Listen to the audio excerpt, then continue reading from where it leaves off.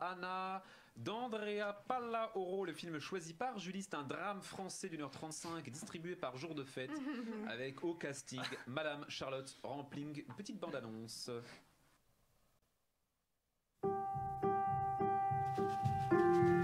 Hélène, je me demandais si je pouvais partir plus tôt que prévu. Je me sens pas très bien. Je lui pardonnerai jamais. Et tu devrais jamais lui pardonner non plus.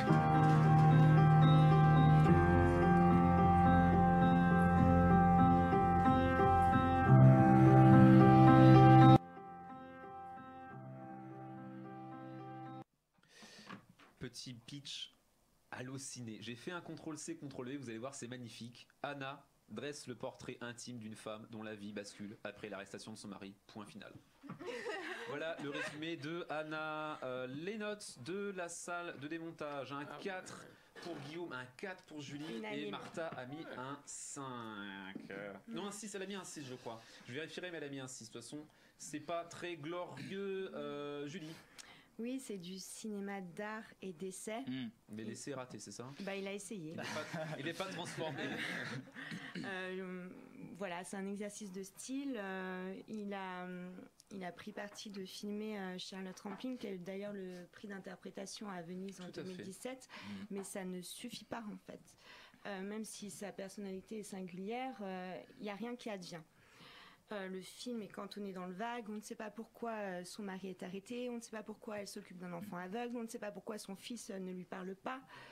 Tu aimes le sens, Julie. Non, mais c'est fondé vraiment sur l'opacité, la rétention d'informations. Cependant, je trouve ça assez maîtrisé et il assume les silences, mais j'ai trouvé ça plus inintéressant qu'émouvant.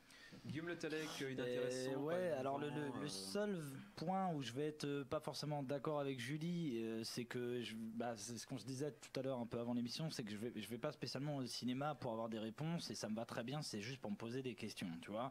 Donc on m'explique pas tout à la limite et qu'on me dise pas tout, ça me va. Par contre, oui, c'est ça, c'est un essai. Alors c'est assumé dans le sens où voilà, c'est une volonté, c'est un film très lent, on sent bien, mais le problème c'est qu'on voit un peu trop. C'est-à-dire j'ai l'impression de voir le squelette du film, de comprendre exactement ce qu'il a voulu faire, mais on a compris dès le début. Le premier truc que j'ai noté sur mes notes, c'est l'ennui. Oui, on a compris. Ouais, j'ai noté sur mon portable parce que je sors tout à l'heure, donc j'ai pas eu le temps de faire la critique. Mais oui, on a compris. Elle s'ennuie, elle est seule. Maintenant, c'est quand même, on comprend quand même que elle est à la recherche d'existence. Elle sourit 2-3 fois dans le film, c'est les seules fois où elle est écoutée, elle a l'impression de servir à quelque chose, donc ça c'est intéressant. Il y a 2-3 belles scènes mais ça ne suffit pas. Charlotte Rampling est très bonne mais pour le coup le reste ne fonctionne pas, même les autres acteurs, les petites silhouettes qu'on voit, elles sont pas terribles, je suis désolé, mais ça, voilà, c'est pas juste, tu prends Charlotte Rampling et tu mets un truc, voilà. Mais je m'en veux, je suis désolé, voilà. Charlotte Rampling, prix d'interprétation, la dernière Mostra de Venise, on y était tous évidemment, Pablo l'avait présidé. Oui, non ou pas? Qu'est-ce que moi je trouve prix d'interprétation? Parce qu'on rappelle, on rappelle pas parce qu'on vous informe. Sarah, toi tu l'as vu également. Est-ce que tu as perdu 1h30 de ta vie? En fait j'ai eu beaucoup de mal au début et en fait à la fin ce que je ne comprenais pas c'est éclairé par une toute petite phrase et j'ai trouvé ça ouf qu'en disant presque rien. Tous nous spoiler en disant la phrase. Oui alors je spoil, j'ai vu les photos.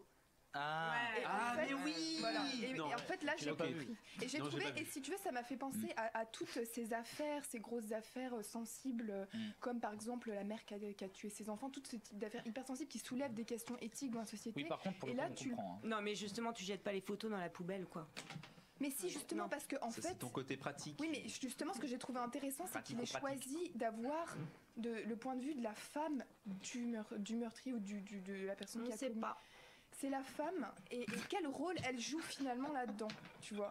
Et mais Charlotte Rampling, est-ce que ça mérite un putain de prix à la Mostra de Venise, bordel? En soi, elle est très forte parce que pour arriver à soutenir, en gros, elle est bien, mais le film est à chier. Je mets 2 si c'est pas Charlotte Rampling. Heureusement qu'elle tient le coup quand même, mais elle est fascinante cette personne. Mais bon. C'est comme Beautiful Day avec Joaquin Phoenix. Le film est d'un ennui incroyable. Mais lui, mais viens dans l'émission, les gars, on peut en parler des heures, je vais démolir sur ce sujet. On en reparlera peut-être à la fin. Dans la rue, on va se mettre coup de coude, coup de genou. On va voir. C'était donc Anna de Andrea Pallaoro, le film choisi par Julie, qui a obtenu la note moyenne de 4,7. C'est en dessous de la moyenne, c'est un film vraiment moyen.